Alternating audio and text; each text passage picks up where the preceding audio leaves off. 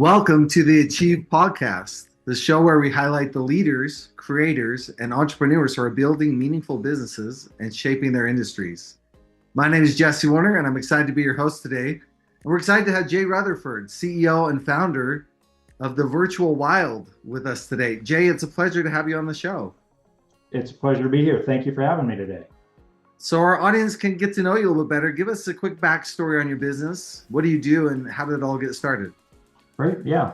So I started a company called the Virtual Wild 10 years ago. It was me and I like to joke, it's me and my dog sitting in my office saying, where do I want to take my career? I'd worked at a number of different ad agencies in Chicago and worked at different digital media facilities, companies in the past, and realized that there was a lot of interesting things coming around the corner when it comes to technology and immersive storytelling tools. So VR was starting to come out at that time, augmented reality, all those different capabilities.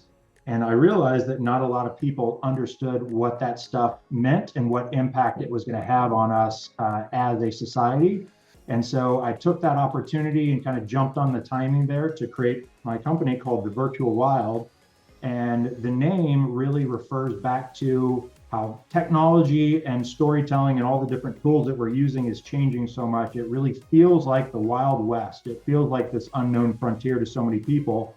And I wanted to wrap my head around it as soon as possible so I could be a steward in order to help guide clients and companies through this ever-evolving, changing process. And so that's really where I am today. Now we've got about 15 full-time employees and a small army of independent contractors, and we work with manufacturing groups like Siemens and Husky Technologies, and defense groups like Leidos and Lockheed Martin, kind of wide range of clients. And we build all sorts of immersive sales and marketing experiences that really help them to tell innovative stories through innovative technology and bring all that to life and make an impact on their end customers. So Jay, remind me, what year did you start? 2015. Okay, so 2015, been around about 11 years. 11 years, that's Went right. from just yourself and your dog. Now you got 15 employees. Yeah.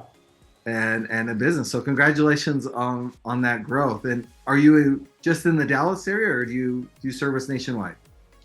We service worldwide now, actually. So just this last year, we went to, I think, 7 or 8 different countries.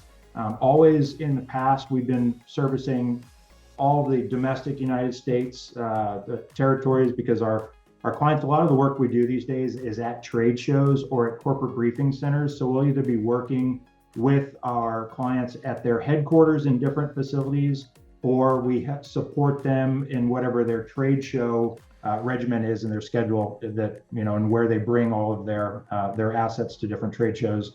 And that used to really just be a domestic effort, and now it's becoming an international effort. So more and more work that we're doing is really kind of spreading out across the world. Well, it sounds like a fun adventure. It is. We live vicariously through our clients, and that's one of the most fun and exciting things. There's never a dull day around here. And we really get a chance to wrap our heads around what our clients are doing. I like to joke that if anybody asks who the Virtual Wild is, that I say if Deloitte and Disney had a baby, that would be the Virtual Wild, because we become an extension of our clients' teams, and we really want to become experts in what it is that they're doing and understand their challenges, objectives, really their entire business model so well that we can proactively present ideas that they might not have even considered on how they can make an impact to their end customers. And then we bring all that to life through wow factor, audiovisual storytelling tools that are out there. And that's the Disney aspect of who we are. And it sounds like you've won several awards around this as well. And yeah. What a fun creative experience too, right? You get to imagine new things, bring them to life in trade shows, the corporate centers. That's right. Yeah. What a great experience. Let's talk about your sales, marketing, and outreach efforts a little bit. Where are you seeing traction? What's working for you, and maybe what's not working? Well, one of the challenges with the type of work that we do is that unless you have a visual aid to demonstrate what you're talking about, it's really hard for most people to wrap their heads around things. So, I'll use virtual reality as an example. How can you describe to anybody what a virtual reality experience is like until you're actually wearing the headset and you've experienced it firsthand. Jesse, have you ever put on a VR headset before? I have, yeah. Okay, yeah. So you can probably, speak to that, from first-person experience that it is so eye-opening and it's difficult to describe otherwise. So so I'd say that's one of the challenges that we have is that, and then also, just the name and who we are, this evolution of technology, things are changing so often that we really need to have a lot of visual aids to support what we do. So most of our growth has been through word of mouth. We build a project here, people see it, and it really grows into new opportunities. We don't have a lot of traditional kind of cold outbound sales funnel channel type stuff set up. And so we don't have a lot of, kind of that traditional approach of, hey, let's just blast this out to 1 million people and see what comes back. We have a much more organic, working with big companies like defense contractors that have, large organizations and individual budgets and individual opportunities there that we kind of get in and start working with, and we really spread our capabilities out across the group. And then one turns into another and into another, and then now we've got this vertical, impact on a specific market. That's really where we've been most successful in the past.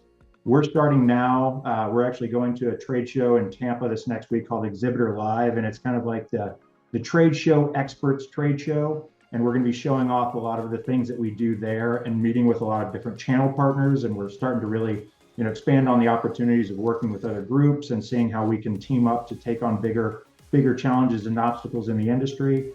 But that's where we've seen the most success so far is the vertical growth in specific markets that we know, really use trade shows and use the corporate briefing centers to make an impact on their clients, and also in these channel partnership opportunities that I mentioned.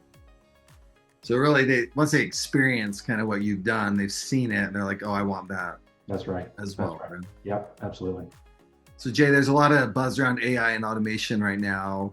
Where have you found ways to use AI in your business? Yeah, a number of different ways. So generative AI content, that is coming up constantly.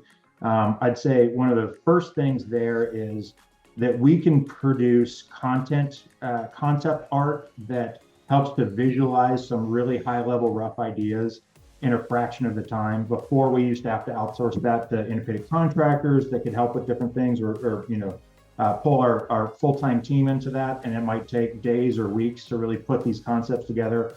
Now we can visualize high-level opportunities that we want to help present to our clients in just a matter of hours. So that's been huge. Others, of course, ChatGPT and copywriting.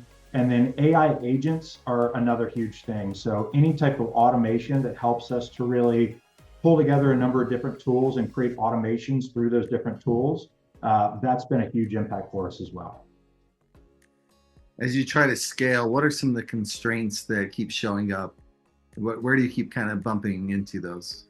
That we've got a specific kind of winning formula on how we show off our concepts and we really make an impact with our clients. And I think that it's the training of specific individuals on our team. We want to make sure that whenever anybody joins our team, that they are able to really adopt our processes that have become very successful. So I think, that's always a challenge to scale, is just making sure everybody kind of does it the virtual wild way versus a way that they've seen done at different places that they've come from. But the other challenge is just that we really have a lot of demand for our work. And so it's just a matter of kind of scaling up with people to meet that challenge, but also trying to balance that out with trying to use as much automation as possible so we don't add too much to our overhead because we're independently funded. I'm relatively, fiscally conservative, and I want to make sure that we're not growing too fast, too quick. But I'd say those are some of our growth challenges so far. But every year we've had pretty significant growth year over year. Track record's working well so far. Jay, what are you most excited about? Look at the next stage of growth. What are you excited about in the future? Yeah, I think, AI opportunities are tremendous. I think, really what I'm most excited about is probably a lot of the stuff that I don't know that's out there. I like to reference the story, Who Moved My Cheese? Some people love it, some people hate it, but the story of Who Moved My Cheese is about this fictional kind of like mouse in a maze, and every day there's a technician that's bringing a piece of cheese and putting it in the same part of that maze every day, and that mouse gets so used to it, it's just kind of rinse repeat. Well, one day that technician moves where that cheese is placed in the maze, and so it's up to the mouse to figure out, hey, where are they going to go and how are they going to find that? And I'd say that for us, that really describes who we are every day that we're in the office. It feels like we're always finding new opportunities. We're having to pivot constantly, and we're really having to adapt on a regular basis. And that can be really challenging at times, but it's also very exciting at times because it means that we're always staying agile and we're always on our toes, and we're really anticipating change on a regular basis. And I think that's what every company really needs to do as much as possible these days with the advent of AI. AI is so disruptive that it's innovative growth, but in a almost challenging and destructive way for some people, right? Lots of jobs might go away, lots of challenges might come as a result of it. But I think what's most exciting is to think, hey, how are we going to continue to just look at that like a tool and really bring that into our capabilities and figure out how to scale up and grow that much faster as a result of that being the mainstream. Let's look backwards for a minute. Your journey over the last 10, 11 years since you started the company. Let's talk about some of the wins and maybe some of the mistakes. What lessons stand out to you? What lessons stand out to me? Gosh, I mean, that's such a wide-ranging conversation. Many lessons stand out to me, just as far as things that have gone well, things that have been challenging. Finding reoccurring models, revenue and pricing models that have really benefited us and allowed us to grow. I think one of the lessons that's really been great is to find some type of organization or market that has kind of a regular cadence of revenue spend associated with that. So say, for instance, for us, it's been trade shows. Everybody that goes to trade shows, large groups that go to trade shows, they've got a marketing budget already set for that. They're going to spend money, and so that's already kind of set in stone. That's been really impactful for us to be a part of that, as opposed to just doing more traditional marketing, web marketing, because it's like, okay, let's launch something in spring. Maybe let's just push it back to fall, right? There's not really anything that's driving that to happen in any regular cadence. And so I think that being a part of the trade show world has really helped us, because it's the structure that guides our clients towards accomplishing goals in a very set period of time. So that's been a big lesson for us, I'd say. So really getting to the recurring revenue, so you have to keep closing new deals all the time, getting more out of the existing clients. That's exactly right. Yeah. And of course, the more reoccurring revenue models that you can set up, so it's not just shooting from the hip, having to close bespoke things all the time. That's always helpful. In the ad world, the kind of service-based world, that can be challenging at times. You could certainly set up buckets of hours that you chip away against, and there's a number of different ways to kind of work on that, but that's always a challenge. It's just to figure out what's right for any entrepreneur to set up that steady revenue flow as much as possible, but not stifle innovation at the same time. So Jay, you mentioned obviously the Virtual Wild is kind of your main company. Prior to the podcast starting, you also mentioned something else that's really interesting that you're working on. Why don't you tell us a little bit about this other project that you have going? Yeah, absolutely. So like you said, the main company that I've started, I'm the CEO of, called the Virtual Wild, and we build all sorts of innovative sales and marketing experiences. But we realized that a lot of the trade show groups that we work with don't have the information at hand in order to quantify the ROI behind them spending money on trade show work. So even though lots of times they'll set annual budgets, they won't know exactly what the value of all that effort is. And so we've actually started up a platform called WildView, and the website is wildview.ai.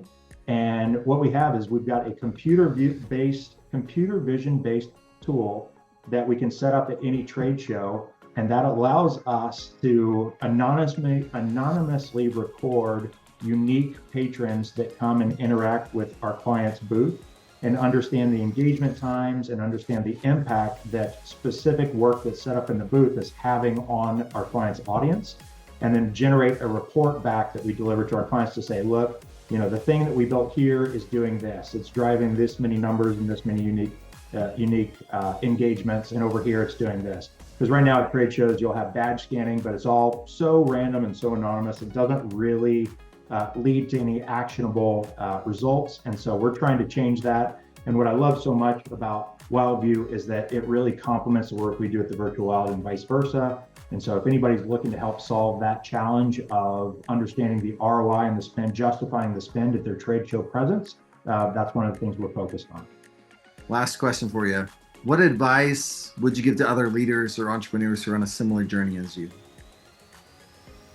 I would say, in addition to some of the things I've said so far, just to, be patient, be agile, really tap into some of those markets that already have revenue flowing behind them, of course. I think that there's so many ways you can be successful these days that it's just up to everybody to figure out how to adapt and bring whatever it is that they do to the marketplace. So I think that the advice I would give one person would be different from somebody else. That's maybe the challenging part to that question, but there's lots of lessons I've learned. It just takes time, spending time in the trenches to kind of figure out all the nuances of how to make your own business work. Well, Jay, thank you for sharing your story and insights with us today. Really appreciated the conversation. For those listening, if you want to learn more about the Virtual Wild and Jay's company, you can visit thevirtualwild.com. And that'll wrap up today's episode of the Achieve podcast. A big thank you to our sponsor, Achieve Fractional, which provides fractional executives for growing businesses. And if you enjoyed today's conversation, follow our show, share it with another entrepreneur who'd also find value in it. Thanks again for listening, and we'll see you on the next episode of the Achieve podcast.